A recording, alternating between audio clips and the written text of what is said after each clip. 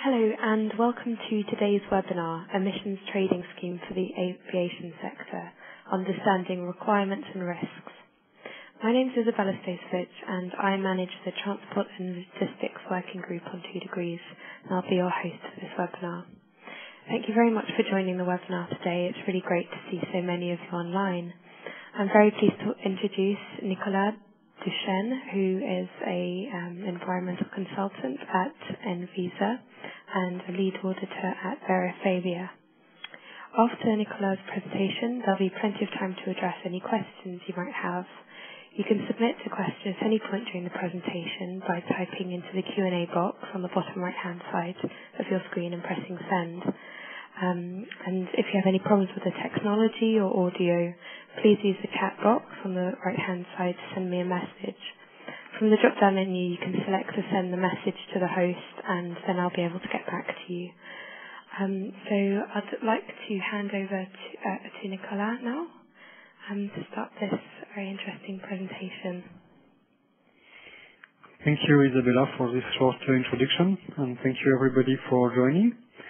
I'd like to introduce myself first. So my name is Nicolas Duchesne, working from Envisa. I'm an environmental engineer working in aircraft emission modeling for more than 7 years, and also a verifier for the emission trading scheme for aviation. And I've conducted audits for emissions on 10 kilometers in Europe, North Africa, and Asia. So just to give you an overview of the attendance, we have people from the airline industry as well as verifiers. Then we have traders and banks and some consultant companies, and finally some representative of universities and researchers. So today's webinar is about understanding the EU ETS, especially for the aviation industry. To have a view of the risks associated with ETS and to recognize the importance of considering those risks in your risk management policy. The structure of the webinar will be as follows. So I have 5 broad sections, one about the general mechanisms of the ETS. Second section will be about MRV cycle. MRV stands for monitoring, reporting, and verifying. The third section will be dedicated to various possible strategies for buying allowances. And the fourth section will be discussing some risks associated with the ETS. And we'll finish with a discussion about the possible evolution of the system in future years. So let's start with the general mechanisms. So before the ETS, the situation was like described in this slide. One airline was just polluting, transporting passengers and freight, and generating emissions. And basically nothing happened. Then the ETS was implemented with this fundamental equation, which you can see in front of you. So 1 ton of CO2e equals 1 emission allowance. The E in the CO2e stands for equivalent, and that's because for the ETS for the fixed installations, there are other gases than CO2. So there has to be some equivalence to get from the emissions of those other gases to CO2. But in terms of aviation, CO2 is the only gas that we will consider. At least as the legislation is as the day of today. So back to our 2 airlines. Now the airlines, they generate CO2 emissions, and they have to surrender allowances which correspond to these emissions. So airline A, which is emitting 500 tons of CO2, will have to surrender 500 allowances at the end of the year. And airline B, emitting 300 tons of CO2, will have to surrender 300 allowances. It's fairly simple.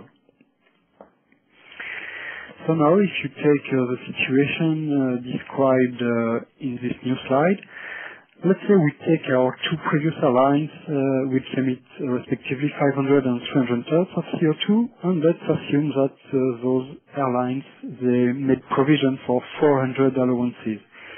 So these allowances can be either obtained for free, following the emission of free allowances by the competent authorities, or it could be also a provision made by the airline from a previous year or at the beginning of the year. So you'll see that the airline A is emitting 100 tons above its cap. And airline B, on the contrary, is emitting 300 tons and has 400 allowances. So what will happen basically, in order so that two airlines comply with the ETS, the airline B, which had one allowance too much, can sell it to the airline A, so that the airline A cover all of its emissions. And of course, the exchange of such allowances is made against euros. So that's it about the general, really very simple picture of it. And now, who is involved in the ETS? So first of all, we have, of course, the European Union, which emits European directives on ETS and also on many other topics. Then each member state has to transpose the EU directive into a national law. And this national law has to be voted as well and approved before that the emitters have to comply with that new law. And there are two categories of emitters. The first is the general industry, so cement factories or the steel industry. And the other categories, which we will look into a bit more details, is the aviation industry, so the airlines, either commercial or non-commercial.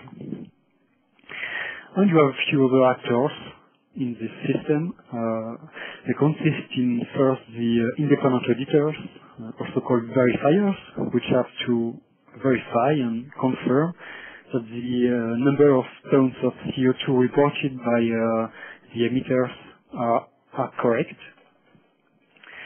And the other category of player is the trading agents. So basically, a company that does not emit any greenhouse gases can be an actor on the allowances market. So it's kind of independent third party. And now some numbers, just to give you an idea about what we are talking about. So the cap for European Union allowances in 2013 is estimated around 2.04 billion of allowances, as you can see here. And now when we discuss about aviation only, there was a recent decision from the EU, 1st of July, which decided that the historical aviation emissions would be equal to 221 millions of tons of CO2. And from these historical aviation emissions, the number of aviation allowances, so which are named EUAA in the letter of this webinar.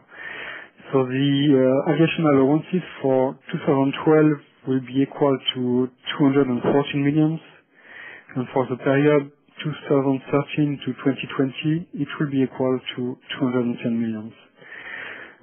Overall, it's been estimated by airlines that the cost of ETS might be between 1 billion in 2012 and up to 4 billion in 2020.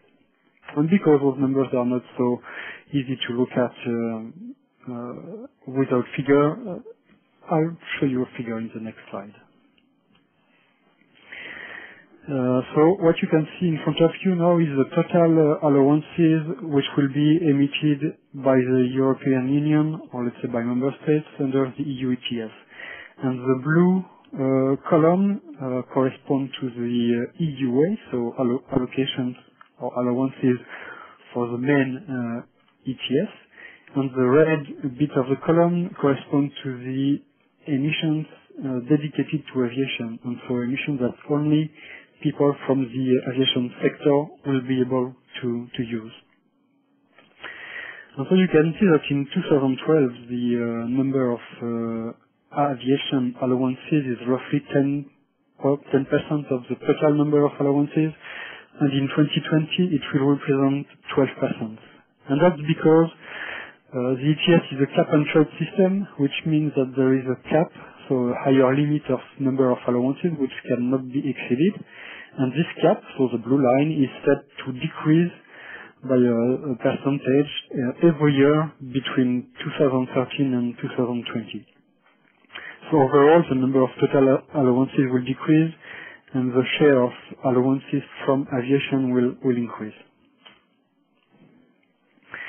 And now if we look with a bit more details into the aviation allowances, so in 2012, so this red column on the top figure will be segmented in two categories of allowances. The first will be free allowances, which will be given by the member states to every operator. I'll come back to the mechanism later. And then the 15 remaining percent will be auctioned by the various member states, and so it's the operator that will have to bid to get a share of this remaining 15%. And that is the situation for 2012 only. The situation for 2013 to 2020 will be as shown on the bottom right figure which just appeared. So you see there is a new category of aviation allowances, which is the special reserve. So you can notice also that the free allocation share is decreased from 85 to 82%, and there is a new category called special reserve, and this special reserve will be dedicated to new entrants in the aviation industry, or to airlines which annual growth is above 18% for the year 2010 to 2014. So new airlines and also airlines growing very fast will be helped slightly by this mechanism and by this special reserve. So just to give you a brief overview of the types of allowances which are possible to buy, I'll come back to a bit more detailed description of every category later in the presentation. So first of all, you have as I said, the EUAA, so European Union aviation allowances, which can only be used by aviation actors. And they consist of free allocation and the remaining, I'll do that again. They consist of free allocation for a certain percentage and of the special reserve. And the rest of these aviation allowances will be auctioned.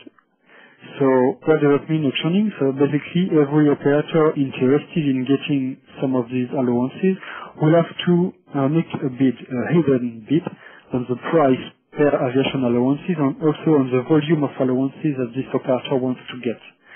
And then the proposition will be ranked from the highest price to the lowest price, and so the allocation that have been auctioned will be given to the highest bidder and then to the second highest and third highest until all the volume which was put under the auction is empty.